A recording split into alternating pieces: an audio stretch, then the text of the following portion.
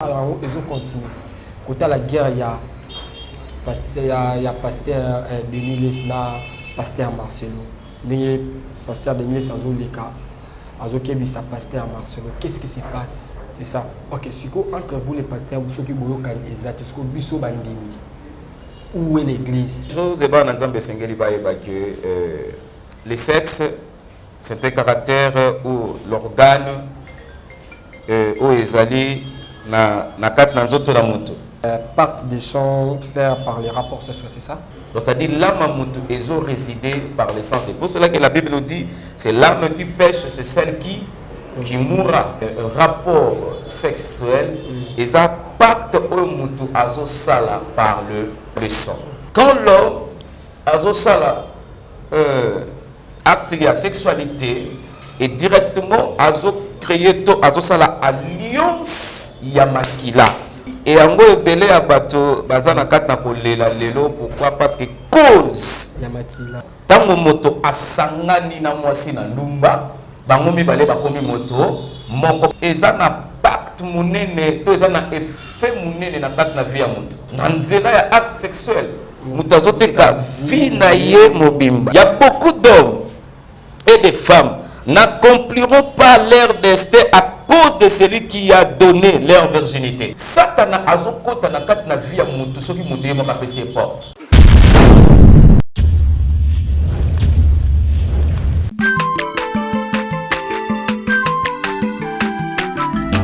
Azamwana moto te po akosangai abongwani pete po awangana Nzambe ya le Nazarien, le Nazarien, le Nazarien, le Nazarien. Atako bapakolaki mafuta na mosakolima lelo ya yo bolingo ebateli le Nazarien lipamboli oyo mona na katempeni mama kandelobi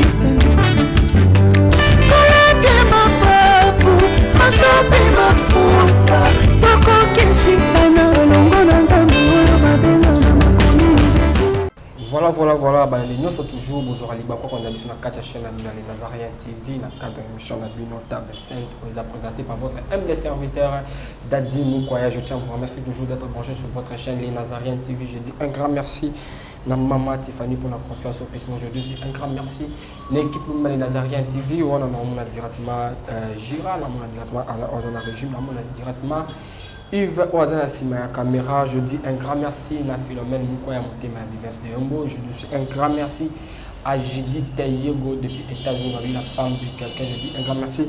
La base Moulima, l'équipe Moulima, il y a Impérial depuis Maroc. Je sais là d'ici là, nous avons déjà la bino. Le lot table 5, nous avons mon il y a pasteur, il y a mon pasteur Joïva. Yende par rapport à thème où développer na pasteur Joïve et puis à moi là c'était par rapport il y a actualité où ils se passé na kata moka so homme de Dieu toujours na boyo qualité pasteur prophète homme de Dieu comme toujours na boulou eke au fin on a toujours continuer toujours na réseaux sociaux on est tout le monde na guerre ya pasteur Marcelo na Denis Lesla peut Denis Lesla qu'on a à écran na réseaux sociaux pour attaquer pasteur Marcelo. Qu'est-ce qui se passe entre les serviteurs de Dieu toujours ébatté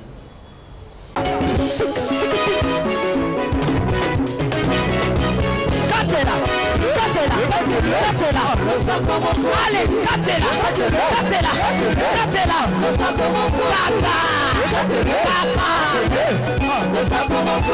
Yambalo ya taba pasteur bakokata.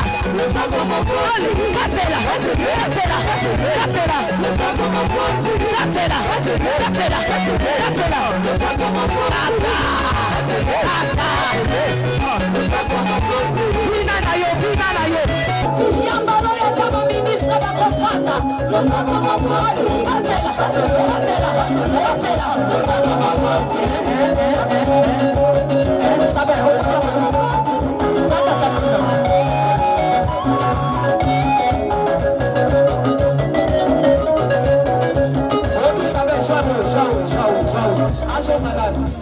Aso malade, Eli.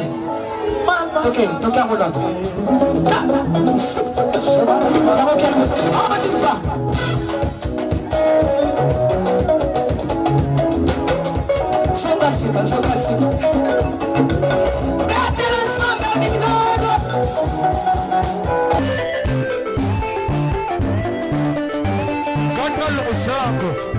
Nazokatela nzambe losako na se siko tozokata losako siko kuna nalingi nakatela nzambe losako awa aniva ale katela ale tozozonga tikelanga nzela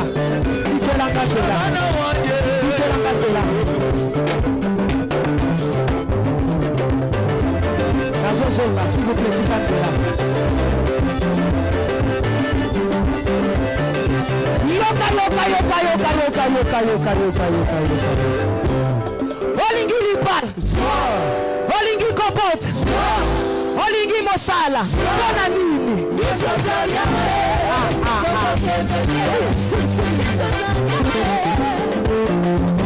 naosenga na uve oyo aza na nsima ya caméra fonga caméra na présente bino invité na ngai ya mokolo lelo bonjour l'homme de Dieu.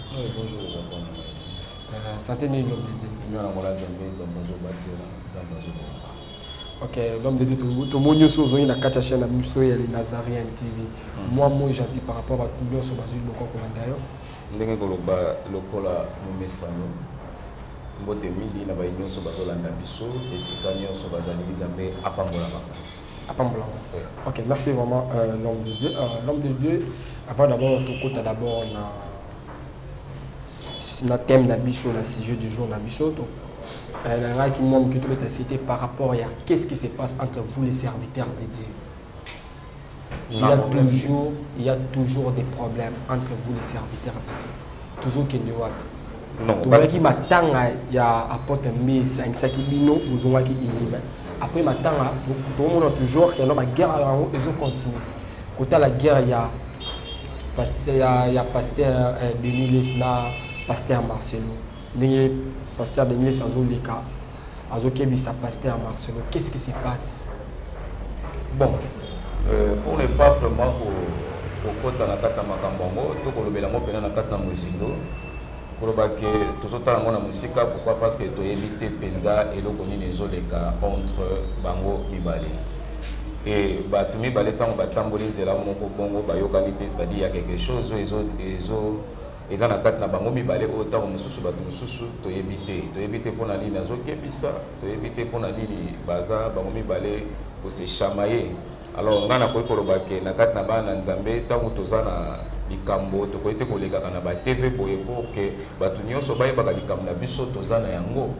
Et tango za na likambo na muninga luka muninga bosololi ya cachette bobongisi ya cachette bana nzambe batambola ka ndenge wana.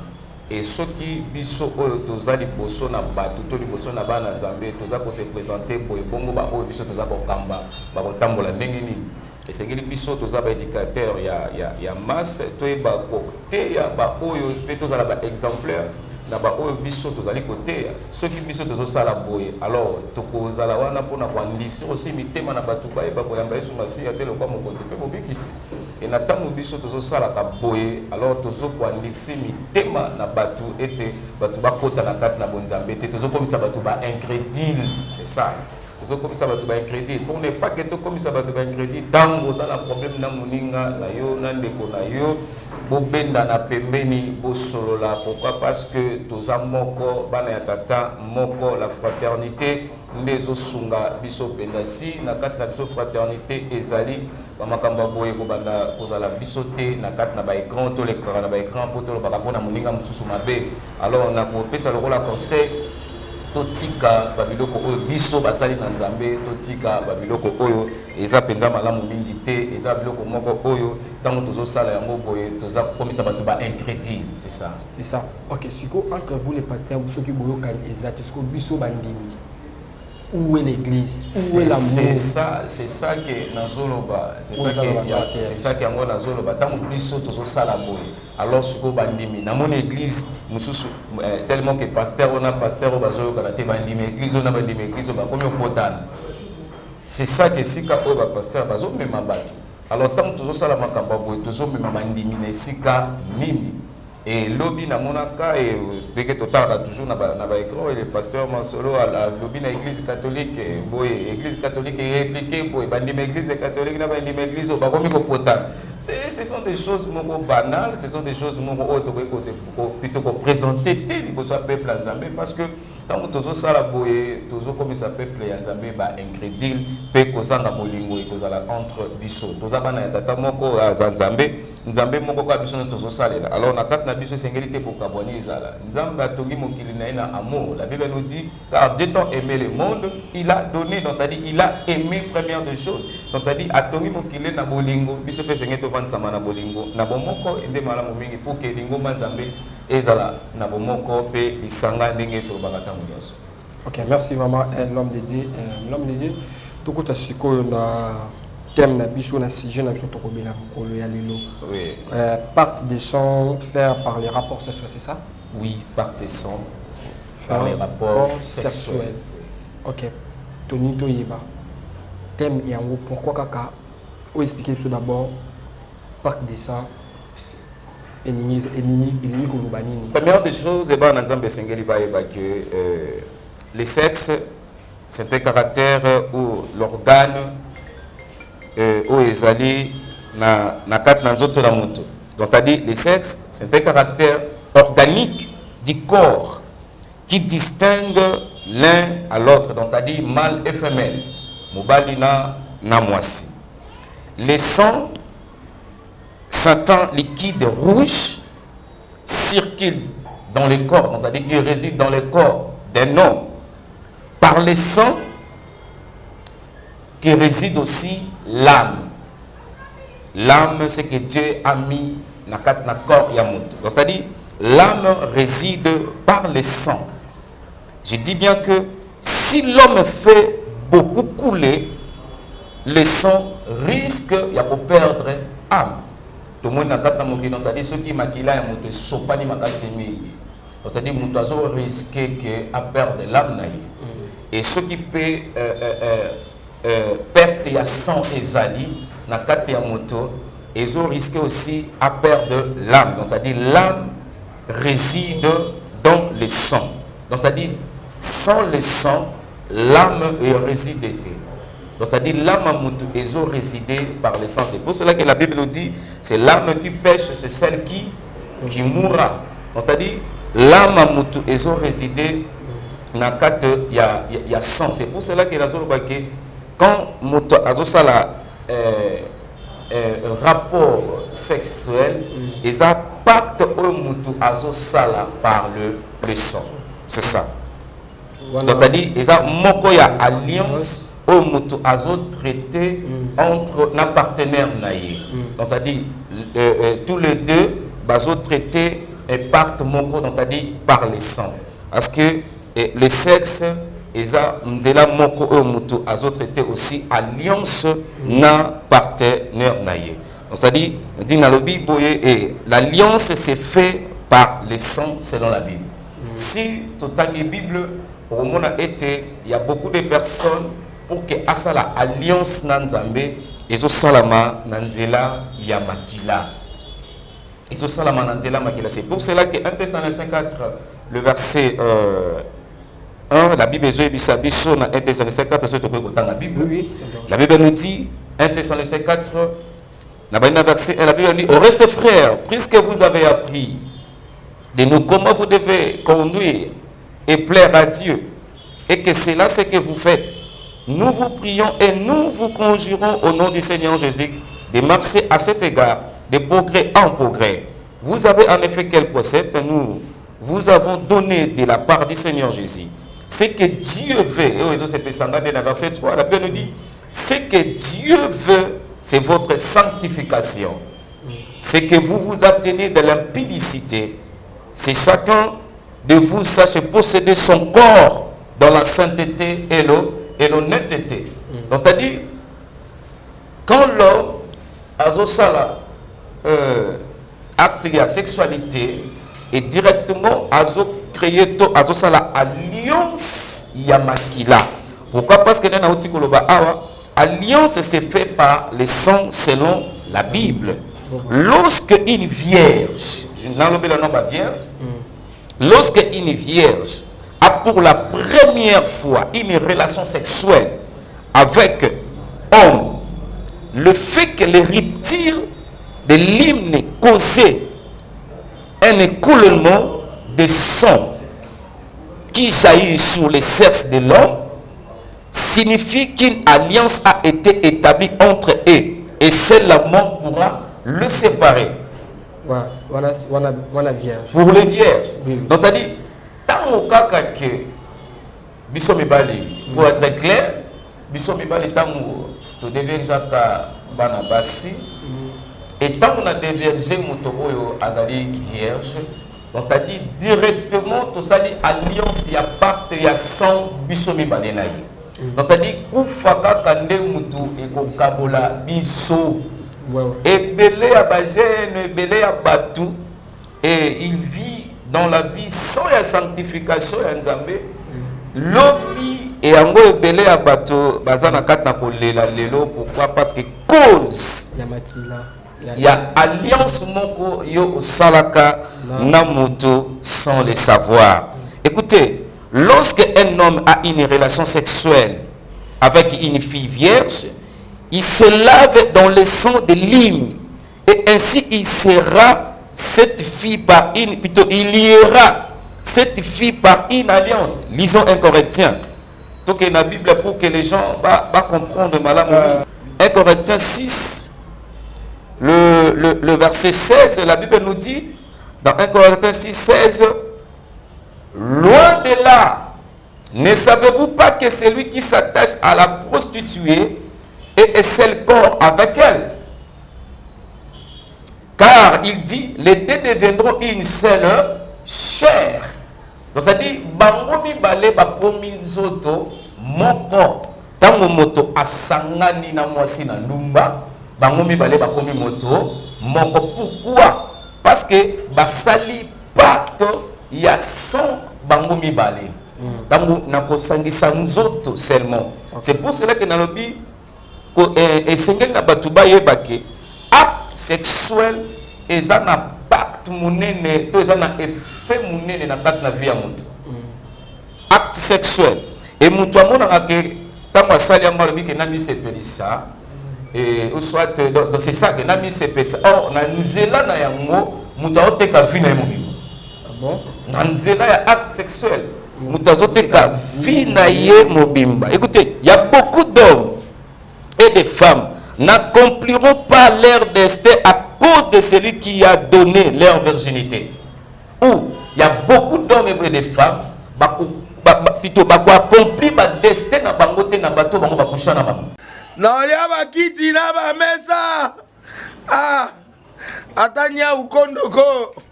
Na mona yo. Na chayo na mwamba. Na minito na kata bena katikata saga fufu. Oui, alors est-ce que tu bonjour? Boni. Et l'autre côté, et puis qu'il y a mon bureau à travailler tes micros. Donc, dès que tu as un galère à niveau 0. Tout ça là, oui.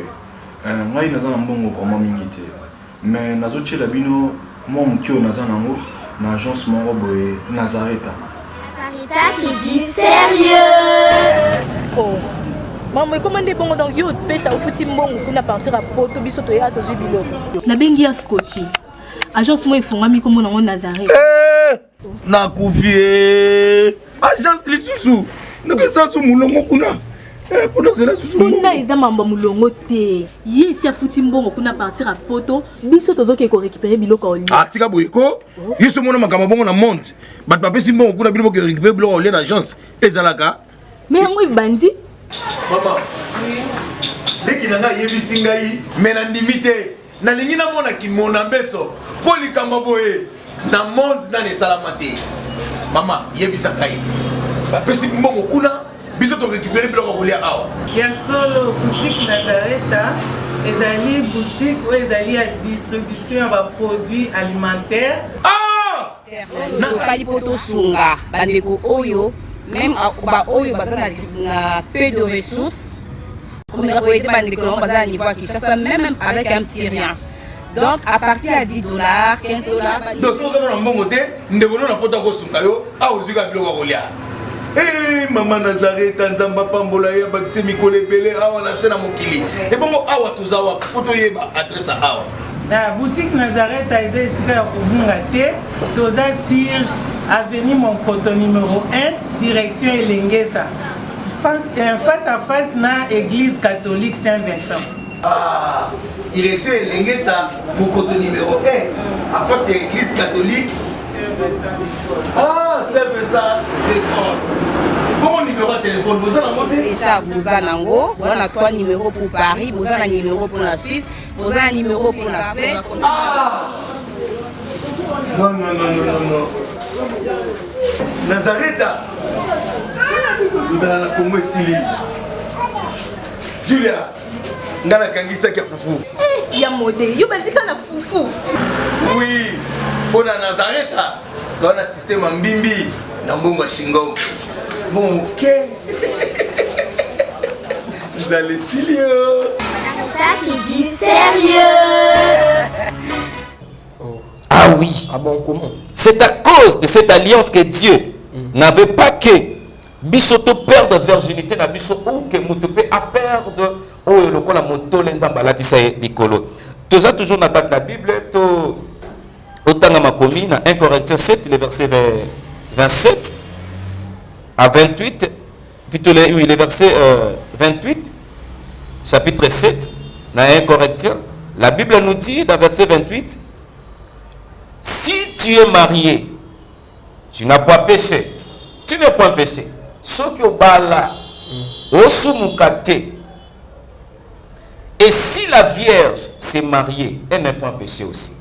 Mais ces personnes auront des tribulations dans la chair. Et je voudrais vous lire le parmi Bible sur le Kamalaoumi. Ce qui m'a bala pour la makambo de sexe. Asumuka na été. Vierge opé ba yeko bala ye ba déverger ye na katsa libala. Asumuki na été. Mais bino ba pasteur.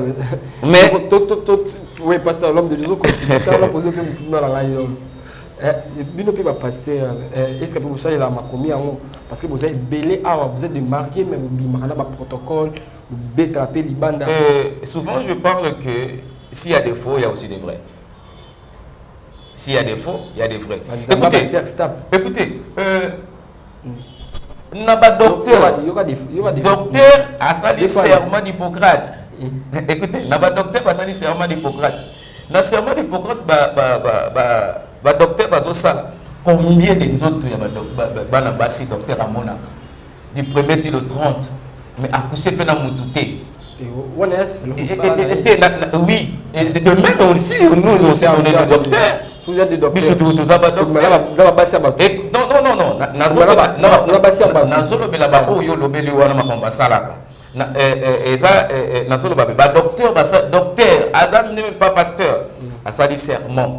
Il dit que serment a sali à respecter à moi. Il promet les 30 à coucher peu moi c'était combien de autres à coucher peu de même aussi nazolo bela na ba o ba sala ka bongo yo lobeli awa.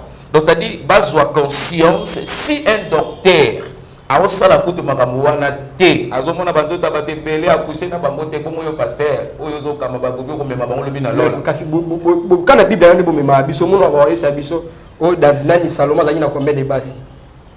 Si l'apôtre Paul a dit tout m'est permis mais tout n'est pas dit. Et je ne me laisserai pas servir à quoi que ce soit. Si Salomon, là c'était le roi David. Yozangaïté. Yozangaïté, ngapenazayote. Et le sali est individuel. C'est le compte rendu de Tokopé, ça m'a jugement, ce qui David a salaki bonge ningelo bateke yo posala ninge wana. Yoza David te. Et le pasteur qui fait bon basala le rôle à David, basala le rôle à Salomon, là et tout ça engagé bango. On ngai na yebi, on na yebi et c'est qu'elle était moto tamona na kobanga nzambe na ndenge sengeli. Moto to ça va principe nzambe ba principe nzambe ba loi ya nzambe, moto tambola selon la parole de Dieu, c'est que moi je sais. Pasteur stop na bino va pasteur. Tu sais que c'est ça que makamto zolo bawa. Kolinga nzoto mingi ndezo pousser batu na kata makambo oyo. Un homme spirituel qui craint l'Éternel, qui marche selon la volonté de Dieu, qui marche selon l'esprit de Dieu, aoyoka kaka molimo aoyoka nzoto te. La Bible dit que le désir de la chair est contraire de l'esprit. Si vous êtes seulement spirituel pour accomplir ou été ali charnel. Na lobby dès que na condamné ma pasteur wana te si tu vois du mal au défendre ta bango pasteur c'est ça ma pasteur oyo bazo sala makambo ya ndenge wana elingo lo bateke satana da ko esi bango non satana ko esi bango te okuta na kata pasteur wana c'est kazaki na désir charnel clairement pour être clair azaki na désir charnel des désirs charnels et quoi c'est écoutez satana azokota na kata na vie ya mutu soki mutu yemo kapesi porte. Ceux qui montent moi fongolé les portes. Ceux qui fongolé les portes est au côté. Mutu asosa. Écoutez, ce que l'homme fait vient du cœur. Parce que la Bible nous dit ce que l'homme pense vient du cœur. Donc ça dit oh mutu a pensé à sali et outina motema de désir. Mutu na kati na yé. Ndé influencé corps na yé asala yango. Donc ça dit si azaki kotambola selon le Saint-Esprit, selon la spiritualité et son pensée plutôt est à la sang. Et c'est pour cela que dans la Bible, pasteur Moko Zamapambola, il dit que et c'est que les pensées à Moutou est à la sang. Si ton pensée est sang, tu n'accomplirais pas les désirs de la chair. Le pasteur Obazo Salam, si c'est parce que c'est stable, n'a pas de maison, ils ont engagé que eux. Ils ont engagé. Et ceux qui Bazo Salam, ils ont parce que Bazalaki n'a désir la chair, pour être clair. Désir de la chair. Voilà, pasteur, il a désir de la chair. Oui, oui, il y a le désir de la chair, le désir de l'esprit. Pasteur, voilà, au tala sextape là, au zolobi. Non, na talate, na peki sa na ba na nzambe batala pourquoi? Et pourquoi? Attends-moi, boire un coup d'œil. Na talate franchement, na peki sa na ba na nzambe na lingoma na zo kamba batala te pourquoi? Parce que c'est un roi de Dieu. Ce sont des rois de Dieu. Et écoutez, un jour David, Saül, Mouté ne pas David, hein, mais un jour David a poussé Liboso na Saül. Saül a Zolala. Saül a Zolala, a Kati, il a même ya Saül, pour nous côté Saül a beaucoup même peu pour Maï. A l'ingé côté ça m'a beaucoup de colonnes a été pourquoi parce que Saül il était un roi de Dieu. Saül a gagné à Bitumba. Et comme il était Saül passe ma casse, mais Saül a tiré soda, c'est l'histoire sur la Bible na Bible et a tiré soda à Boma. Mais quand David a moni bombo, David a l'obisi a yebisi na mosali, yona no ki ne kotia maboko na mosali na Nzambe. Donc c'est-à-dire même Bible ne touchez pas à mes ouais. Même si na yebisa là-bas na Nzambe, ato kuti pasteur a au côté na porte hôtel. Quand on misu na yo tali na Nzambe. Yemo Nzamba le ne touchez pas mais ata pasteur de ma femme mariée et tali yo tala relation na yo na Nzambe. Parce que belé ba na Nzambe ba kokota na kata mabulu na kata ba problème a posa kolanda ka makambo ba na Nzambe ba zo sala. Ba zo sala mais castor le sur l'alliance. Comment te ba pasteur pe pour la alliance alliance yo mosali na Nzambe asali na Nzambe et tali ye na Nzambe, c'est ça qu'il dit que ne touchez pas à moi. Écoutez, un jour Nzamba bimisi Abraham na nzela abisi va esika onga na zo memayo. Et comme na kata na Égypte, tamba comme na kata na Égypte, Abraham présenta Sarai comme Negonaye. Abraham a péché ou a péché te. Asumukaki. Metali ye na Nzamba dia se na Nzamba. A présenté le rôle à Negonaye. La Bible nous dit que Pharaon aïe Sarai lokola mwasi na ye. Azui lokola mwasi. Mais Nzamba gangi Nzamba lobi soki meki kata kosimba. Mabe kokota. Et Nzamba lobi ko frapper Pharaon à cause à cause ya mwasi oyo ya lingai kosimba parce que azalaki femme d'autrui. Voilà Abraham akosaki. Abraham akosi. Est-ce que totangi na kati na Bible oyo kesika oyo Nzambe agangeli Abraham? Esala bidefu. Toyoki esala bidefu. Est-ce que toyoki na sika awa kwa Nzambe apameli Abraham? Pourquoi? Parce que alliance ya ye na Abraham etali bango mibale. Alliance ya mutu na Nzambe etali ye na Nzambe. Abebisa te, la Bible nous dit le serviteur de Dieu sera jugé sévèrement. OK, quand ça dit makambo azotala wana azosala wana Moïse azosala wana ya côté ya ye moko Moïse makomia Nzambe baiki na babala ba étranger te Moïse kaka ye c'est ça ozongi na sika nanga et nini gosi nini salaki et Myriam na Ron bazaki frappé loi epekisi mais Moïse a fait.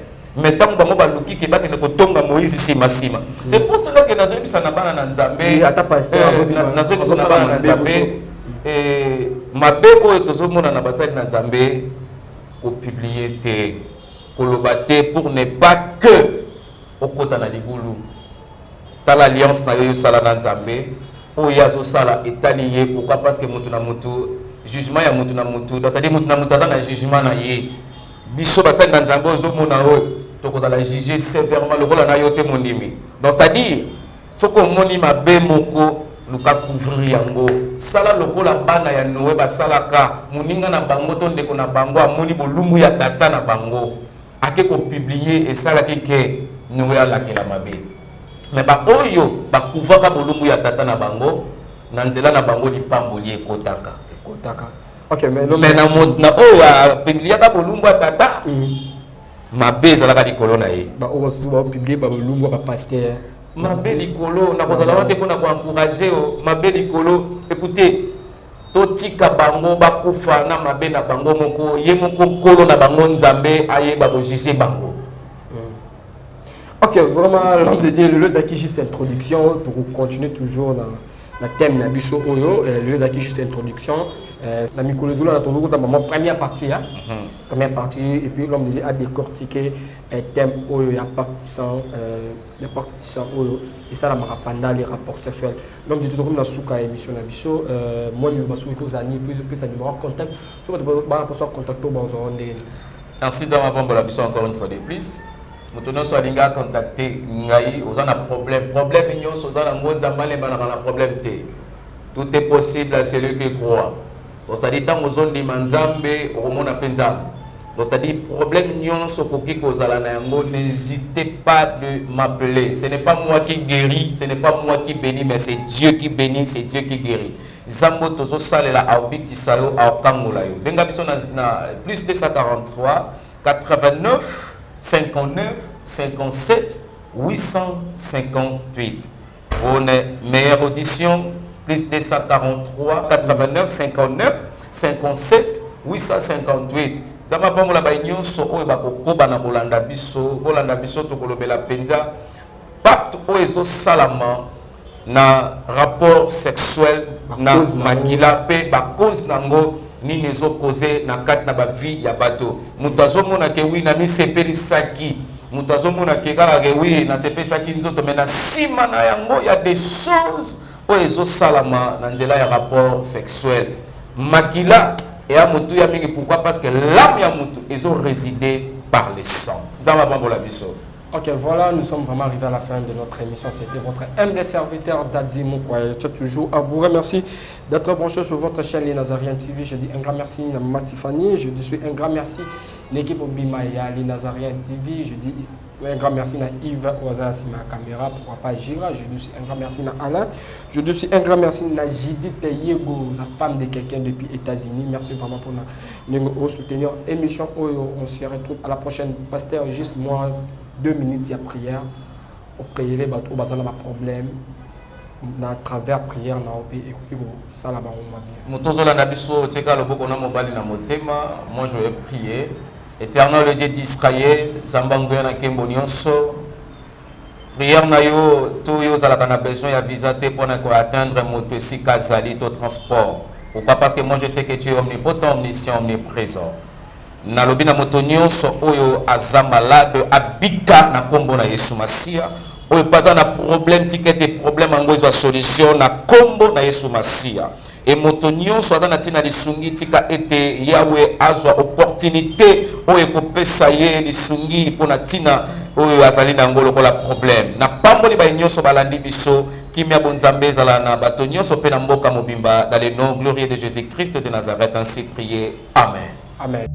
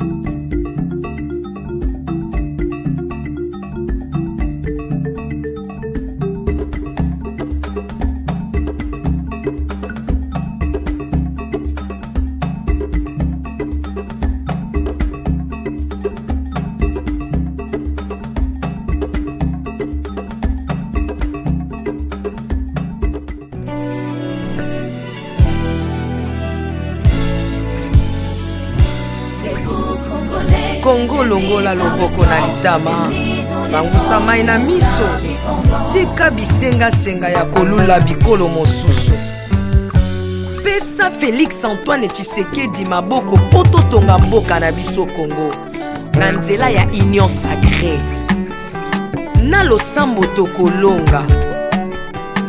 Oh toi qui écoutes la prière, tous les hommes viendront à toi. Ingénieur Edi Kabé à la main de l'Éternel, prions pour ce beau pays et pour le président Félix Saint-Chrétien. Nzambe, Nzambe na Isaac, Nzambe, Nzambe na Jacob, Ozali, Nzamba Israël, lelo tokomo yembo Nzamba Congo, RDC, Mokananga, lelo tokomo yembo Nzamba Congo. Peuple croyant docile et social.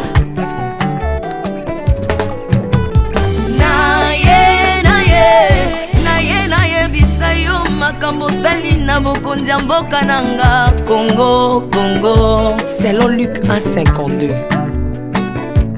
Tu as renversé les puissants de leur trône, mais tu as élevé un homme au Congo. L'incarnation de l'espoir de tout un peuple, Salomon de notre temps. La sagesse mieux faut que le bruit des arbres. Peuple congolais, Komanakana, les locaux a posé, biso masuaya noa, bato balingi Congo, bakota nakat, pour mon peuple délige, comme mon bêta, libanda.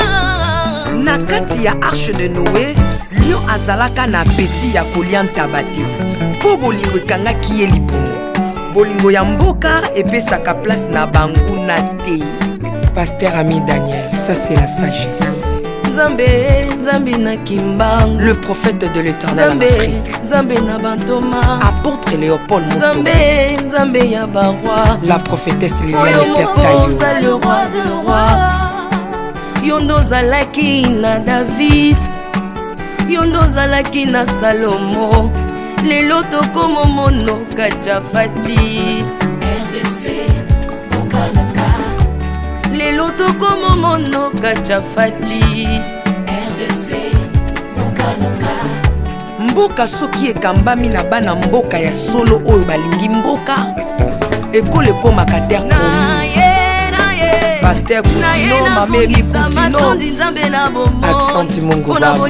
Na yo na mboka ya Congo, lelo o abuse biso masuwa ya noa. Bato balingi Congo, bakota na kati, pour mon peuple délige comme mon bêta. L'Afrique a la forme d'un revolver dont la gâchette se trouve au Congo.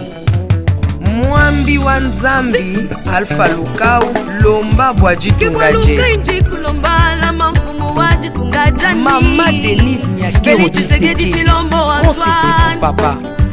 Acte 24 verset 3 Code Amboka Nangai Yango nazo bondela yo Batela mokonza mboka nanga Félix Tshisekedi Tshilombo Mwambi Jean Oscar Kiziami na Kibila Kupeka tuyabe na Egypto Batika bayi baswani Kongo Afrika mukanana to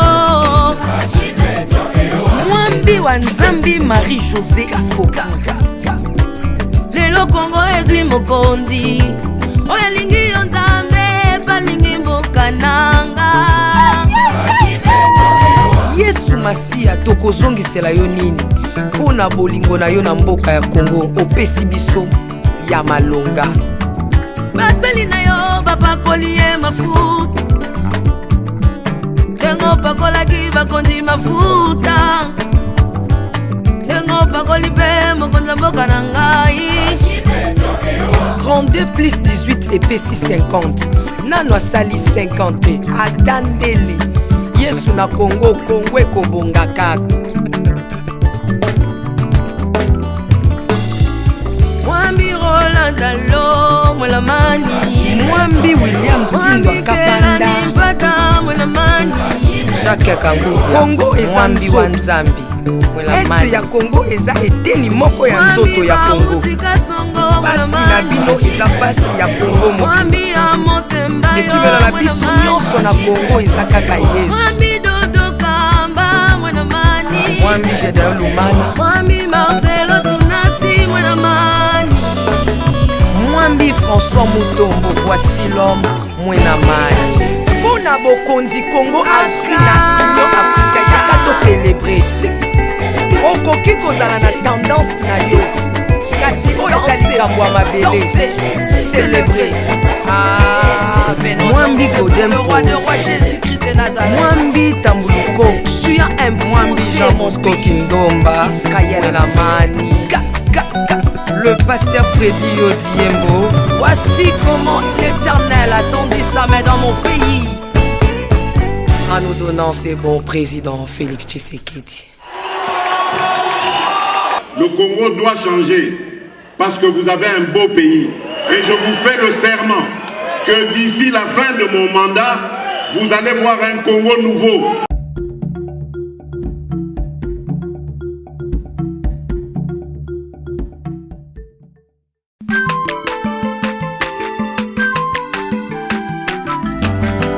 Mwana moto te po akosa ngai abongwani pete po awangata Nzambe ya le Nazarien